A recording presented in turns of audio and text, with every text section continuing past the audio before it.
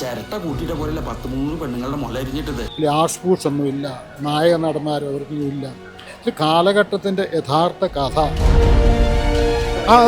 അതാ ഞാൻ പറഞ്ഞു വന്നത്. ലൊക്കേഷൻ, അത് ഞാൻ ആദ്യം തന്നെ പറഞ്ഞു. ലൊക്കേഷൻ, ആ സീനറികൾ, എല്ലാ തരത്തിലും ആദ്യത്തെ ആ പാറക്കെട്ടുകൾ തന്നെ ആ ഒരു കാലഘട്ടം റീക്രിയേറ്റ് ചെയ്തതിന് തന്നെ ടീമിന് വലിയ മലബാർ ലഹള നടന്ന ആ ഒരു കാലഘട്ടം അത്രയും മികച്ച രീതിയിൽ തന്നെ അവതരിപ്പിക്കാൻ സംവിധായകന് കഴിഞ്ഞിട്ടുണ്ട്. ജഗള എന്ന സിനിമ തിയേറ്ററുകളിൽ റിലീസായിരിക്കുകയാണ്. ജഗള എന്ന സിനിമയുടെ പ്രേക്ഷക പ്രതികരണം തേടിയാണ് ഞാനിവിടെ വന്നിരിക്കുന്നത്. പ്രേക്ഷകരുടെ പ്രതികരണങ്ങളിലേക്ക് പോവാം. ജഗള എങ്ങനെയുണ്ടായിരുന്നു? ഇഷ്ടപ്പെട്ടോ? നല്ല സിനിമയാണ്. 1920 കാലഘട്ടത്തിൽ നടന്നുള്ള ഒരു മലബാർ കലാപത്തിൻ്റെ ഇടയിൽ നടക്കുന്ന ഒരു സംഭവം സിനിമയാക്കുമ്പോൾ അത് ഇന്നത്തെ കാലത്ത് ഇറങ്ങുമ്പോൾ അത്തരം ആ ഒരു കാലഘട്ടം റീക്രിയേറ്റ് ചെയ്തതിന് തന്നെ ടീമിന് വലിയ രീതിയിലൊരു അപ്രിസിയേഷൻ ആവശ്യമുണ്ട്. പിന്നെ സിനിമ, ഇത്തരത്തിലുള്ള സിനിമകൾ എപ്പോഴും ചെറിയ സിനിമകളെന്നും ഫെസ്റ്റിവലുകളിലേക്ക് മാത്രം മാറ്റപ്പെടാറുണ്ട്. അത്തരത്തിൽ മാറ്റപ്പെട്ട് കഴിഞ്ഞാൽ സിനിമ അൾട്ടിമേറ്റായിട്ട് ബിസിനസ്സാണ്. ഇത്തരത്തിലുള്ള സിനിമകൾ, കണ്ടന്റ് വാല്യൂ ഉള്ള സിനിമകൾ തിയേറ്ററുകളിൽ ഓടിയാൽ മാത്രമേ ഇനി ഇത്തരത്തിലുള്ള സിനിമകളുമായിട്ട് വരുന്ന സംവിധായകർക്ക്, പ്രൊഡ്യൂസേഴ്സ് കൈ കൊടുക്കാനുള്ള സാധ്യതയുള്ളൂ. അപ്പോൾ ഇങ്ങനെയുള്ള സിനിമകൾ എല്ലാ തിയേറ്ററുകളിലും അടുത്തുള്ള ആൾക്കാർ പോയി കാണണം എന്നാണ് പറയുന്നത്. പിന്നെ ഒരു ഇമോഷണൽ ഒരു ഹുക്കിംഗ് വരുന്നുണ്ട് സിനിമയിൽ. പഴയ കാലഘട്ടം ചേക്കു എന്നുള്ള കഥാപാത്രമായി അവതരിപ്പിച്ച വ്യക്തിയുടെ പെർഫോമൻസ് നമുക്ക് പറയാതിരിക്കാൻ പറ്റത്തില്ല. ഗംഭീര ആർട്ടിസ്റ്റാണ്. പിന്നെ സിനിമയിൽ വന്നു പോകുന്ന എല്ലാവരും ആ ഒരു കാലഘട്ടത്തിനനുസരിച്ചുള്ള മേക്ക് ഓവറിലാണെങ്കിലും അഭിനയ ശൈലിയിലാണെങ്കിലും മികച്ച രീതിയിൽ ചെയ്തിട്ടുണ്ട്. BGM ആണെങ്കിലും എല്ലാം നമുക്ക് ഈ ഒരു സിനിമ ഒരിക്കലും അത് തിയേറ്ററുകളിൽ മാറിപ്പോവാതെ ആൾക്കാർ കാണണം എന്ന് ഞാൻ ആഗ്രഹിക്കുന്നുണ്ട്. അത്രയും നല്ല കണ്ടന്റ് വാല്യൂ ഉള്ള സിനിമകൾ ഇനിയും ഒരുപാട് വരണം. പട്ടിണി, അത് പണ്ട് കാലത്ത് പട്ടിണിയായിരുന്നു ഏറ്റവും വലിയൊരു എന്താ പറയുക അനുഭവിച്ചിരുന്ന ഈ പാവങ്ങൾ. അപ്പോൾ ഇന്നത്തെ തലമുറക്ക് ശരിക്കും പറഞ്ഞാൽ വന്ന് കാണേണ്ട സിനിമ തന്നെയല്ലേ ഇത്?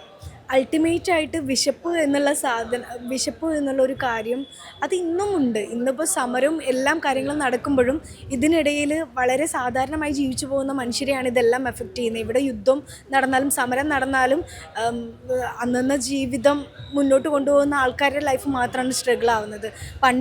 പണ്ടത്തെ അവസ്ഥ എന്ന് പറഞ്ഞാൽ ഇച്ചിരി കൂടെ ഭീകരമായിരുന്നു അവസ്ഥ. ആ വിശപ്പ് അവർ നല്ല രീതിയിൽ അവർക്ക് കൺവിൻസ് ചെയ്യിക്കാൻ പറ്റുന്നുണ്ട്. കാരണം ഇന്നത്തെ കാലത്ത് നമ്മൾ പ്രിവിലേജ്ഡ് ആയിട്ട് നിൽക്കുമ്പോൾ നമ്മൾ ഈ സിനിമ കാണുമ്പോൾ നമുക്ക് ഈ ഒരു വിശപ്പിൻ്റെ ഇത് നമ്മളെ കൺവിൻസ് ചെയ്യുമെങ്കിൽ ഇച്ചിരി പാടാണ്, നമുക്കും കൂടെ ആ പെയിന് കിട്ടണമെങ്കിൽ. പക്ഷെ ആ ടീം നല്ല രീതിയിൽ ആ ഒരു കൺസെപ്റ്റ് നല്ല രീതിയിൽ കൊണ്ടുവരാൻ സാധിച്ചിട്ടുണ്ട്. കഥാപാത്രങ്ങൾ, കാലഘട്ടം, സീനറി, ഡയറക്ഷൻ എല്ലാം കൊണ്ടും നല്ലതാണ്. നമ്മുടെ നാട്ടിനുള്ളൊരു കുഴപ്പം നല്ലതൊന്നും നാട്ടുകാർക്ക്,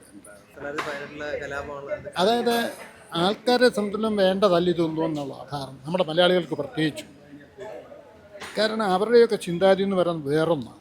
പഠിക്കുക അല്ലെങ്കിൽ അതിനെ അനുഭവിക്കുക എന്നൊന്നും പറയുന്നൊന്നും ഇവർക്കാർക്കും പറഞ്ഞിട്ടില്ല എന്നാണ് പറയുന്നത്. പിന്നെ നമ്മളെന്ന് പറയാൻ ചെറിയൊരു ഫിലിമായിട്ട് ചെയ്തതാണ്. ആർട്ട് സ്പോർട്സ് ഒന്നുമില്ല, നായക നടന്മാരോ അവർക്കൊന്നും ഇല്ല. ഇത് കാലഘട്ടത്തിൻ്റെ യഥാർത്ഥ കഥ തന്മയത്വമായിട്ട് അഭിനയിച്ചവരെല്ലാവരും ആണെന്നുണ്ടെങ്കിൽ തന്മയത്വമായിട്ട് തന്നെ അഭിനയിച്ചിട്ടുണ്ട്. വേഷമാണെന്നുള്ള കാലഘട്ടത്തിൻ്റെ എല്ലാ തരത്തിലുള്ളത് ചെയ്തിട്ടുണ്ട്. എനിക്കെന്തായാലും അത് കാണാൻ വന്നതിൽ എനിക്ക് ഒത്തിരി സന്തോഷമുണ്ട്. Really I am happy with such films. ഞാൻ ഇപ്പോഴും ഈ ഫിലിം ഫീൽഡിനകത്ത് വന്ന ഒരാളാണ്. അപ്പോൾ 28 ഷോർട്ട് ഫിലിംസ് ചെയ്തൊരു മനുഷ്യൻ. അപ്പോൾ അടുത്തത് ചെയ്തുകൊണ്ടിരിക്കുകയാണ്. ഇങ്ങനെയൊക്കെയുള്ളതെന്ന് പറഞ്ഞാൽ ഇങ്ങനെയുള്ളത് വളർത്തണം. ചരിത്രത്തെ വളച്ചൊടിക്കുന്നതിന് പകരം നേരായ രീതിയിൽ കാണിച്ചു കൊടുക്കണം. ആ കാലഘട്ടത്തിൻ്റെ അതാ ഞാൻ പറഞ്ഞു വന്നത്. ലൊക്കേഷൻ, അത് ഞാൻ ആദ്യം തന്നെ പറഞ്ഞു. ലൊക്കേഷൻ, ആ സീനറികൾ, എല്ലാ തരത്തിലും ആദ്യത്തെ ആ പാറക്കെട്ടുകൾ തന്നെ കാണിക്കുന്നതൊക്കെ റിയലി മലപ്പുറം ജില്ല കണ്ടവരെല്ലാവരും ഉണ്ടല്ലോ. മലപ്പുറത്തിൻ്റെ ഭംഗി, ഞാൻ ആക്ച്വലി ഹോട്ടൽ ടൂറിസത്തിൻ്റെ രംഗത്തുള്ളൊരു മനുഷ്യനാണ്. ഇപ്പം മലപ്പുറം എന്ന് പറയുന്നത് 88-89 അവിടെ ഇപ്പം ഈ പറയുന്ന കോട്ടയ്ക്കലും മഞ്ചേരി, മലപ്പുറത്തെല്ലായിടത്തും എൻ്റെ വർക്കുകളുള്ളതാണ്. കൂടെ പോകുന്നു. അടുത്ത ആഴ്ച പോകാനിരിക്കുകയാണ്. മഞ്ചേരി, കോട്ടയ്ക്കൽ, മലപ്പുറം, നിലമ്പൂരെല്ലാം. Really it is a really marvel പിക്ചറാണ്. ആൾക്കാരറിയണം, പഠിക്കണം, മനസ്സിലാക്കണം. പിന്നെ എൻ്റെ അടുത്ത് വന്നതിൽ ഒത്തിരി സന്തോഷം. നല്ല അഭിനയമായിരുന്നു.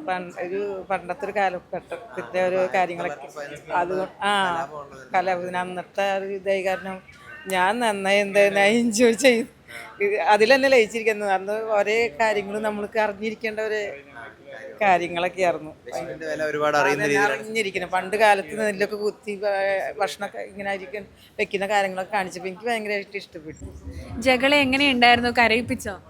കരയിപ്പിച്ചോന്ന് ചോദിച്ചിട്ടുണ്ടെങ്കിൽ കരയിപ്പിച്ചു. കാരണം പടം തുടങ്ങുന്നത് തന്നെ ഒരു വിശപ്പിൻ്റെ ഇത് കാണിച്ചുകൊണ്ടാണ്. പടം തീരുന്നതും ആ ഒരു പുള്ളിയുടെ വിശപ്പിൻ്റെ ഒരു ഇത് ഫുൾഫിൽ ചെയ്തുകൊണ്ട് പുള്ളി മരിക്കുന്നുള്ള സാധനം വന്നപ്പോൾ ഒരു പിന്നെ നമ്മളൊരു പീരിയോഡിക് പടമാണല്ലോ. അപ്പോൾ നമ്മൾ ഫസ്റ്റ് കണ്ടപ്പം ഫസ്റ്റ് നല്ല നോർമലി നമ്മളൊരു പീരിയോഡിക് പറയും കാണുമ്പോൾ എവിടെയെങ്കിലുമൊക്കെ നമുക്ക് എന്തെങ്കിലും ഒരു പ്രശ്നം തോന്നും. മറ്റേ ഇത് അവിടെ ഒരു ടെലിഫോൺ ഇത് കാണാം, അത് നമ്മൾ എന്തെങ്കിലും ഇങ്ങനെ ശ്രദ്ധിച്ചുകൊണ്ടിരിക്കും. പക്ഷെ ഇത് പടം തുടങ്ങി ഒരു കുറച്ച് കഴിഞ്ഞപ്പോൾ ഓട്ടോമാറ്റിക്കായിട്ട് പടത്തിലേക്കായി. പിന്നെ നമുക്ക് ഇതിൻ്റെ അകത്തെ മിസ്റ്റേക്കുകൾ കണ്ടുപിടിക്കാനായിട്ട് തോന്നിയില്ല, നമ്മൾ പടത്തിലായി.